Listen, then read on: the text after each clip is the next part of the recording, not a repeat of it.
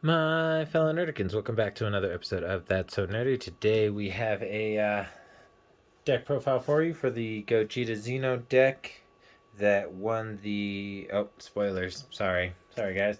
If you haven't watched the last video, this is the winning deck from the last video. Um, I'm also going to go over some of the changes that I am going to make to this deck since I've played with it a few times after making this build. So we'll get right into it. And um, I'm not going to go over the leader. Anybody who doesn't know what Gogeta Xeno does can either look up the card or ask me down in the comments and I'll explain it down there. But we're going to start with the Unison package, which is slightly different from what most people play because we're playing not just the Pycon Unison, but we're also playing Son Goku and Vegeta Jr. Saiyan Scions because we are playing a skillless package in this deck. And this just helps to get the engine going a little faster and apply a little pressure sooner. So the +1 adds 5,000 to all your skillless cards and this card on the battlefield. The -1 allows you to play 2 skillless battle cards with an energy cost of 1 from your drop area or deck. And the -2, you get to shovel 2 skillless battle cards from your drop area into your deck and then draw 2 cards.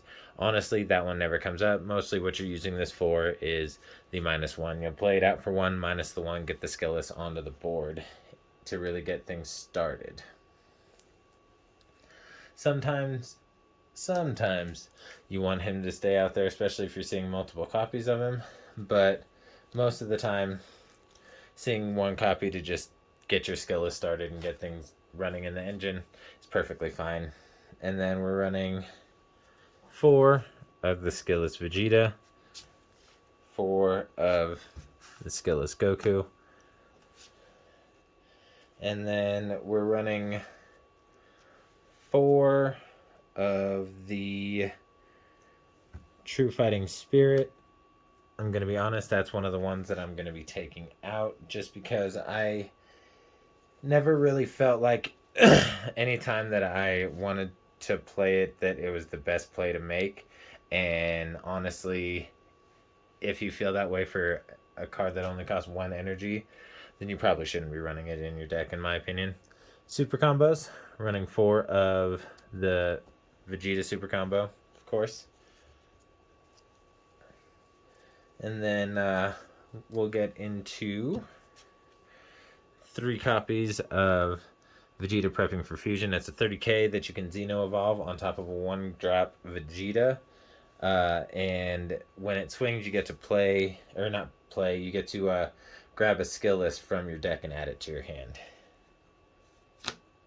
And then the counterpart to Vegeta, we're running 3 copies of the Goku prepping for fusion. He also Xeno evolves, and then he's a blocker, and when he's played or when he blocks, you get to play a skillless from your drop or warp in rest mode. Really nice for just cycling pieces through. Then we're running 4 copies of Gogeta Fearless Fusion because it's board removal for 1 energy. It's also a blocker. It only hits 4 or energy cost 4 or less, but that's still pretty relevant in a lot of cases. And then we're only running 2 of the Marvelous Might because honestly, I feel like everybody overhypes this card. I feel like this card in itself is just all right, especially since it's just a single strike. I mean, yes, it has barrier. Yes, you can bring it out for 1 if you have fusion, and then you can pay the 1 for it to activate main to play Goku and a Vegeta out, but honestly, like, it just feels underwhelming to me. Maybe I'll change my mind in the new build that I'm gonna have, but yeah, it just feels really underwhelming. And then we're running 4 copies of Thwarting the Dark Empire. Of course, can't not run 4 copies of it in Gogeta Xeno.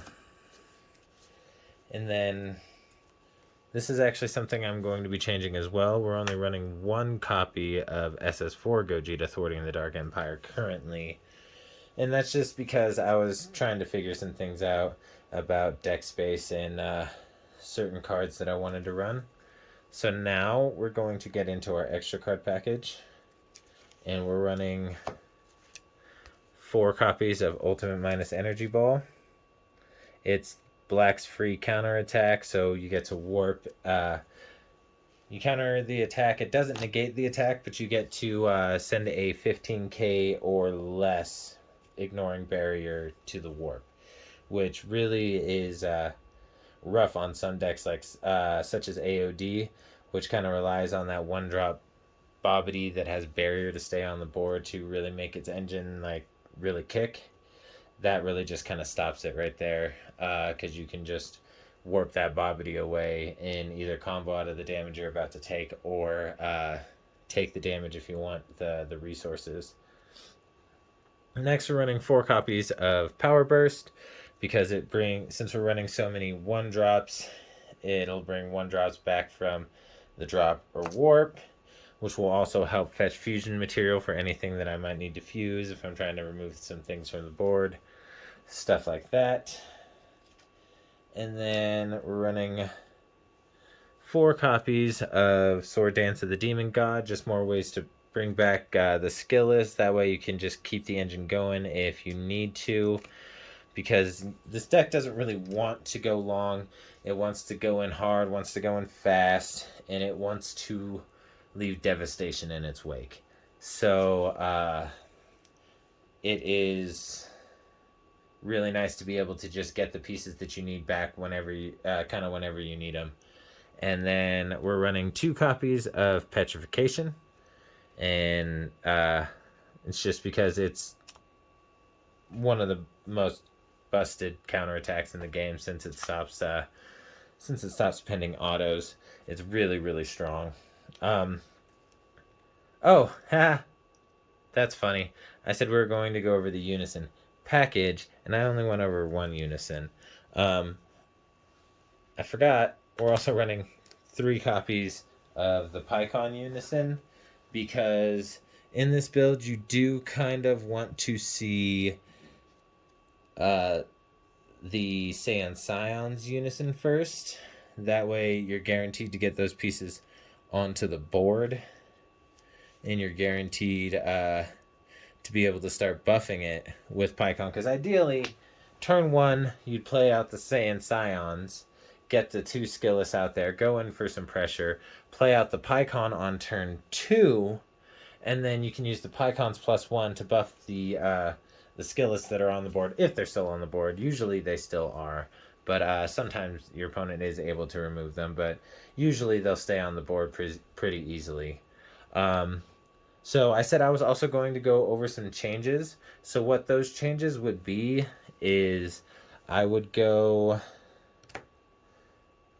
1, 2 less here, and 2 less here, and then completely get rid of True Fighting Spirit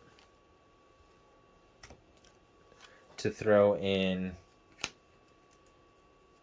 4 copies of the Goku Catastrophic Premonition, and then the Vegeta Catastrophic Premonition, just for some added pressure throughout the game. And then I would also remove 1 of these Vegetas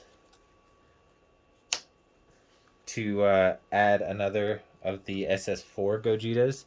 Oh, you can't really see that that's what I'm adding there.